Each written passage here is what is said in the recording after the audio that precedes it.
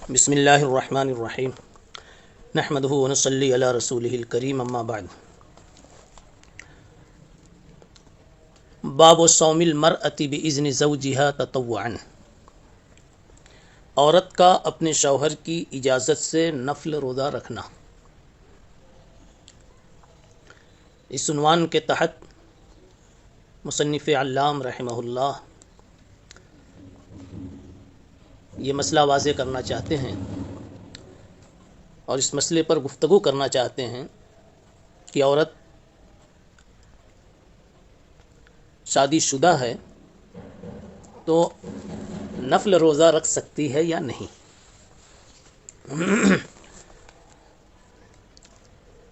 اس عنوان کے ذیل میں جو حدیث آ رہی ہے پہلے اس حدیث پر نظر کر لیں، پھر مسئلے کی نوعیت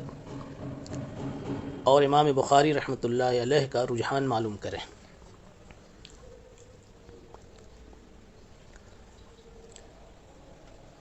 به قال حدثنا محمد بن مقاتل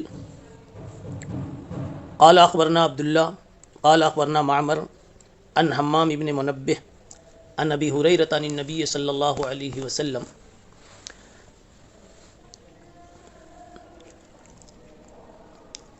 قال لا تصوم المرأة وبعلها شاهد إلا بإذنه۔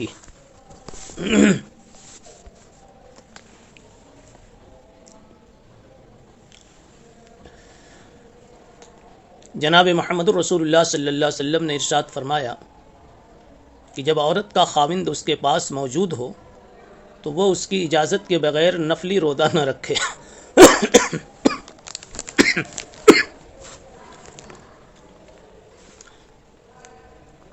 حدیث کا مفہوم بالکل واضح ہے اور حدیث سے جو حکم مستنبط ہو رہا ہے وہ یہی کہ جو عورت شادی شدہ ہے، اس کا خاوند موجود ہے، تو اس کی اجازت کے بغیر وہ عورت نفلی روزہ نہیں رکھ سکتی ہے۔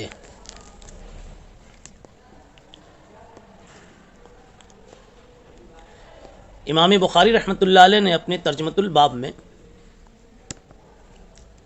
کوئی صاف حکم نہیں لگایا،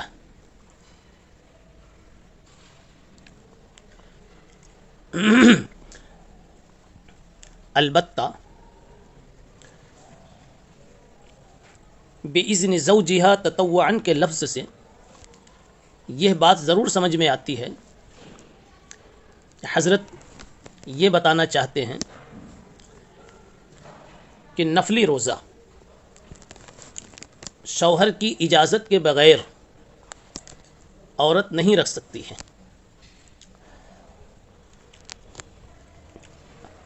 حدیث میں ایک لفظ وَبَعْلُهَا شَاهِدٌ کا جو لفظ آیا ہے، یہ جملہ آیا ہے، اس سے یہ بات سمجھ میں آتی ہے کہ شوہر اگر موجود نہیں ہے تو پھر روزہ رکھنے کے لیے شوہر سے اجازت لینے کی کوشش کرنا، اس کی کوئی راہ نکالنا، اس کی کوئی ضرورت نہیں ہے۔ اور یہاں تطوع کی قید لگا کر یہ بتلانا مقصود ہے کہ فرض روزے میں شوہر کی اجازت کی ضرورت نہیں، بلکہ شوہر اگر منع بھی کرتا ہے تو اس کے منع کا کوئی اعتبار نہیں، لا طاعت فی معصیت الخالق کے پیش نظر۔ نفل میں البتہ عورت اس کی مکلف ہے کہ وہ شوہر سے اجازت لے کر روزہ رکھے۔ اب اگلی بات یہاں یہ ہے کہ شوہر کی اجازت کے بغیر اگر عورت نے نفل روزہ رکھ لیا تو اکثر نے اس کو حرام کہا ہے۔ رکھنا تو نہیں چاہیے تھا، لیکن اگر رکھ لیا تو کیا حکم ہے؟ تو اکثر علماء نے اس کو حرام کہا، بعضوں نے اس عمل کو مکروہ قرار دیا۔ امام نووی رحمۃ اللہ علیہ نے حرمت کا قول راجح قرار دیا ہے، یعنی شوہر کی اجازت کے بغیر جبکہ شوہر وہاں موجود ہے روزہ رکھنا امام نووی رحمۃ اللہ علیہ کے نزدیک راجح یہ ہے کہ وہ حرام ہے، اور بعض لوگوں نے مکروہ تنزیہی ہونا اس کا راجح قرار دیا۔ ہاں یہ بات یہاں یاد رہے کہ اب جب روزہ رکھ ہی لیا ہے اگرچہ کہ بغیر اجازت کے، تو عورت گنہگار تو ہوگی لیکن وہ روزہ معتبر ہوگا، صحیح ہوگا۔ اب عند اللہ مقبول ہوتا ہے یا نہیں، اللہ اس کو بہتر جانتے ہیں۔ اور اس روزے کی ممانعت کی وجہ صرف یہ ہے کہ جب شوہر گھر پر موجود ہے تو ہو سکتا ہے کہ اس کو استمتاع اور مباشرت کی ضرورت ہو، اس کا تقاضا ہو، تو اب اگر وہ روزہ رکھ لیتی ہے تو اس کو اپنے اس جائز نفع میں وہ روزہ مانع بنے گا، اس لیے بغیر شوہر کی اجازت کے اس کو روزہ رکھنے کی گنجائش نہیں ہوگی۔ اسی طرح ایک مسئلہ یہ بھی فقہاء نے لکھا ہے کہ اگر شوہر سفر سے آیا اور عورت روزے دار تھی اور اس کو تقاضا ہے تو کوشش تو یہ کرے کہ اس کا روزہ مکمل ہو جائے، تاہم اس کے لیے یہ گنجائش ہے کہ اس کا روزہ وہ توڑوا دے، افطار کرنے پر اس کو مجبور کرے۔ باب اذا باتت المرأة مہاجرة فراش زوجها، بیوی کا شوہر سے الگ بستر پر سو جانا۔ اذا باتت المرأة، جبکہ عورت رات گزارے اپنے شوہر کے بستر کو چھوڑ کر۔ به قال حدثنا محمد بن بشار قال حدثنا ابن ابي عدي عن شعبة عن سليمان عن ابي حازم عن ابي هريرة رضي الله تعالى عنه عن النبي صلى الله عليه وسلم قال، نبی پاک صلی اللہ علیہ وسلم ارشاد فرماتے ہیں کہ جب عورت اپنے شوہر کے بستر کو چھوڑ کر رات گزارتی ہے تو فرشتے اس پر لعنت کرتے ہیں یہاں تک کہ وہ اپنے خاوند کے بستر پر واپس آ جاوے، یعنی جب تک کہ خاوند کے پاس واپس نہیں آتی فرشتے اس پر لعنت کرتے رہتے ہیں۔ اس باب کا خلاصہ اور روایت کا خلاصہ یہ ہے کہ شوہر عورت کو مجامعت کے لیے اگر بلاتا ہے، دعوت دیتا ہے اور وہ بغیر کسی عذر کے نہیں آتی تو اس پر ملائکہ صبح تک لعنت کرتے ہیں۔ اسی طریقے سے ایک دوسری روایت جو آگے آ رہی ہے اس میں بھی یہی مضمون ہے۔ فرمایا اذا دعا الرجل امرأته الى فراشه فابت ان تجيء لعنتها الملائکۃ حتى تصبح۔ یہ روایت بھی حضرت ابو ہریرہ رضی اللہ تعالی عنہ ہی سے منقول ہے۔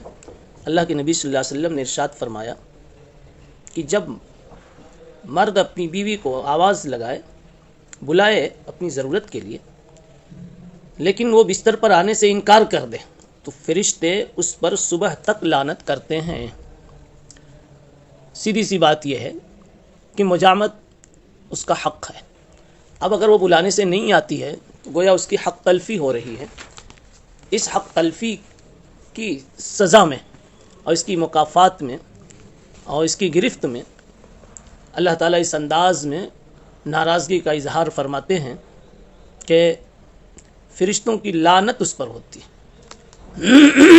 فرشتے اس کام کو بہتر نہیں سمجھتے۔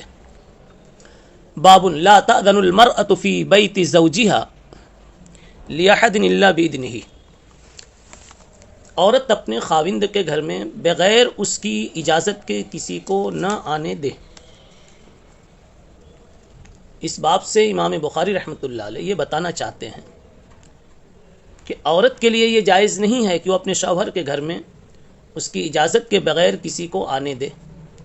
چاہے اس کا رشتہ دار ہی کیوں نہ ہو۔ اب ظاہر سی بات ہے، گھر شوہر کا ہے اور یہ بیوی بھی اس شوہر کی ہے، اس بیوی سے متعلق شوہر کی ساری عزتیں وابستہ ہیں۔ اس لیے شوہر جو اپنے گھر کا اور اپنی بیوی کا قیم ہے، ذمہ دار اور نگراں ہے، اس کے اجازت کے بغیر گھر میں کسی کا داخلہ معقول بھی نہیں، مشروع بھی نہیں۔ اس مسئلے میں ائمہ کا تھوڑا سا اختلاف ہے۔ حضرات مالکیہ فرماتے ہیں کہ عورت کے باپ بھائی اس کے شوہر کے گھر بغیر اجازت کے آ سکتے ہیں، ان کے لیے اجازت کی ضرورت نہیں ہے۔ وہ استدلال کرتے ہیں احادیث صلہ رحمی سے، کہ صلہ رحمی سے متعلق جتنی روایات ہیں وہ تمام اس بات پر دال ہیں کہ جو رشتے اللہ نے جوڑے ہیں اس میں باپ کا رشتہ، بھائی کا رشتہ، بہن کا رشتہ، یہ سارے رشتے اس لائق ہیں کہ ان کے حقوق ادا کیے جائیں، اور ان کے حقوق کی ادائیگی میں سب سے اہم عنوان یہ ہے کہ وہ آنا چاہیں تو وہ آپ کے گھر آ سکتے ہیں۔ اس لیے عورت کے بھائی، عورت کے باپ، عورت کی ماں، یہ لوگ آنا چاہیں تو بغیر اجازت کے مالکیہ کے نزدیک آ سکتے ہیں۔ البتہ حضرات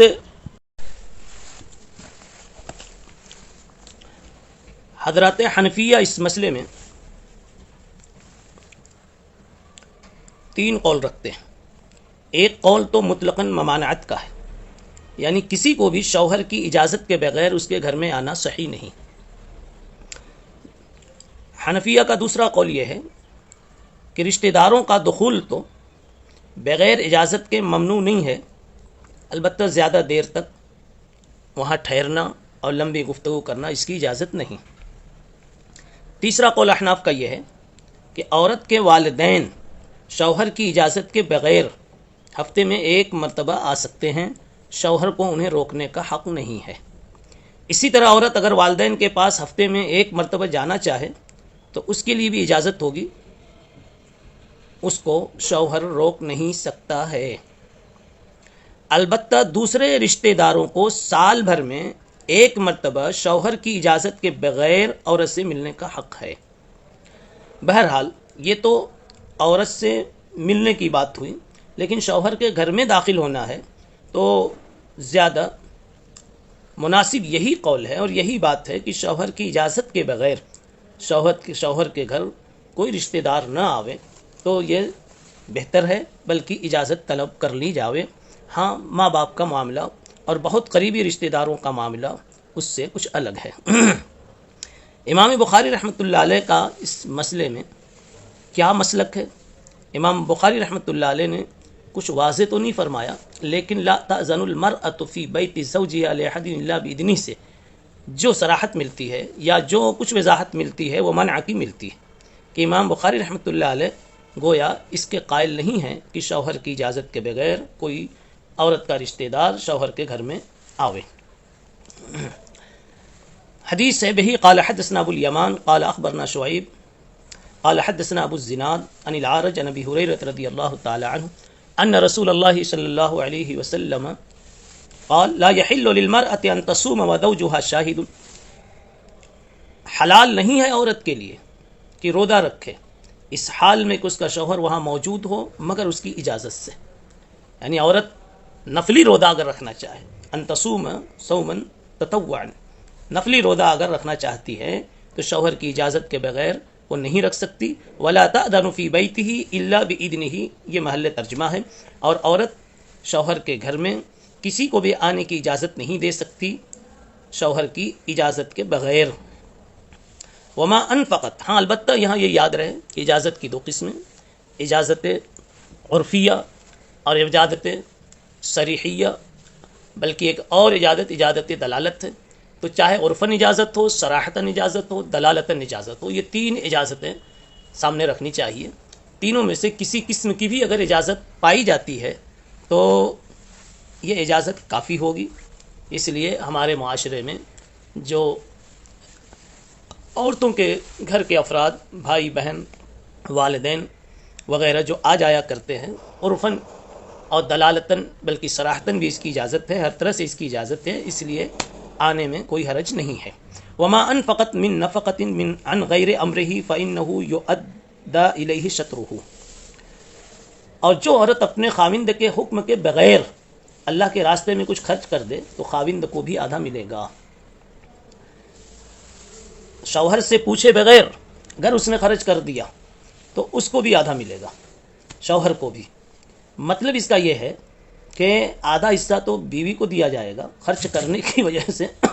اور ثواب کا آدھا حصہ شوہر کو ملے گا اس کا مال ہونے کی وجہ سے۔ لیکن یہ اس صورت میں ہے جب کہ شوہر نے اتنی مقدار خرچ کرنے کی کسی بھی طرح اجازت دی، مثلا شوہر کی طرف سے اجازت سمجھی جاتی ہے، صراحتاً اس نے اجازت تو نہ دی ہو لیکن اجازت سمجھی جاتی ہے عرف کی مدد سے، تو اگر صراحتاً وہ اجازت دے دیں تو پورے خرچ کا ثواب ملے گا، اور اگر صراحتاً اجازت تو نہیں دی ہے لیکن عرف میں یہ بات پائی جاتی ہے کہ عورتیں اپنے شوہر کے مال سے اللہ کے راستے میں خیر خیرات کی لائن میں فقراء وغیرہ کو دے دیتی ہیں، خرچ کر دیتی ہیں، تو اس صورت میں عورت کو خرچ کرنے کی وجہ سے آدھا ثواب، اور مرد کا مال چونکہ ہے اس لیے اس کو آدھا ثواب ملے گا۔